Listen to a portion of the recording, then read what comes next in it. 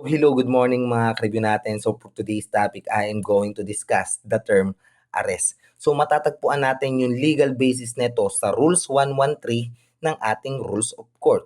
So ano nga ba yung arrest? Arrest is taking a person into custody in the order that he may be bound to answer for the commission of an offense. Okay, ito yung ginagawa ng ating mga law enforcement officer na kung saan inaaresto yung individual upang dalhin sa proper authority. Take note, when making an arrest, no violence or unnecessary force shall be used during the arrest. Okay, but unfortunately, merong mga person na inaaresto na nagre-resist talaga sila. Kung minsan nga sila pa yung nagiging violente sa ating mga arresting officer.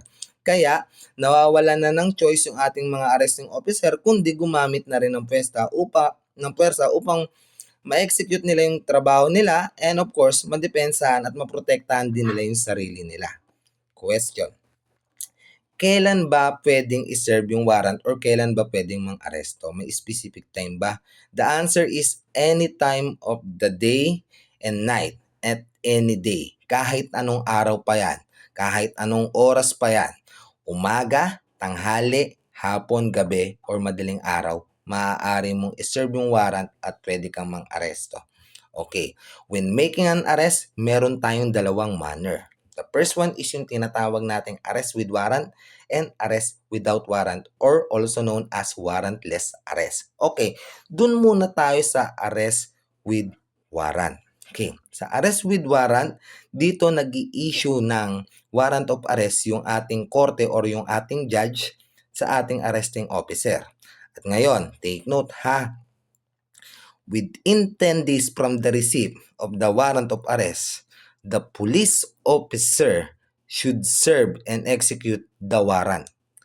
Within 10 days, hindi yun may expire yung warrant of arrest natin. Tatandaan, yung 10 days na yun is kailangan ma-serve and ma-execute nila yung warrant of arrest or ma-aresto nila yung taong subject to be arrested. Okay, ngayon tanong, Sir, paano kung hindi mahuli within 10 days? Okay. Pag hindi nahuli within 10 days, ang gagawin ng ating police officer or ng ating arresting officer, ibabalik niya yung warrant doon sa court. Ang tawag doon is return of warrant. Ibabalik niya yun sa judge, sa issuing judge, at doon naka-state kung bakit hindi niya na-aresto or hindi na-serve yung warrant of arrest. Maaaring nagtago na or nakatunog, umalis na siya at wala na ron sa dating tinitirahan. So, yung warrant na yun is hindi mapapawalang bisa. Buhay pa rin siya. Yung kaso is buhay pa rin. Pending lang siya sa korte. Okay wag malilito. Hindi na i-expire ang ating warrant of arrest. Okay, question. As a general rule, can you arrest a person without warrant? The answer is no. You cannot arrest a person without warrant. Sabi mo sir, 'di ba meron dalawang manner ng pang-aaresto?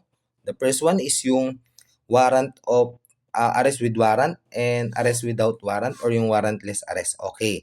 Tatandaan kapag ang tanong is general rule, can you arrest a person without warrant? Ang laging sagot is no. General rule 'yon. But take note, in every general rule, there must be an exception.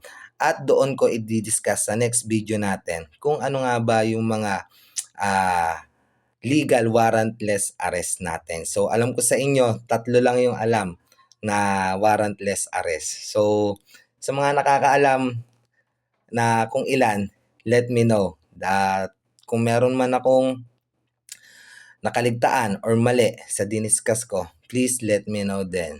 And kagaya ng palagi kong sinasabi, aral dasal, dasal aral. Hindi pwede mawala yung isa sa mga yan. Okay, so yun lang, good luck.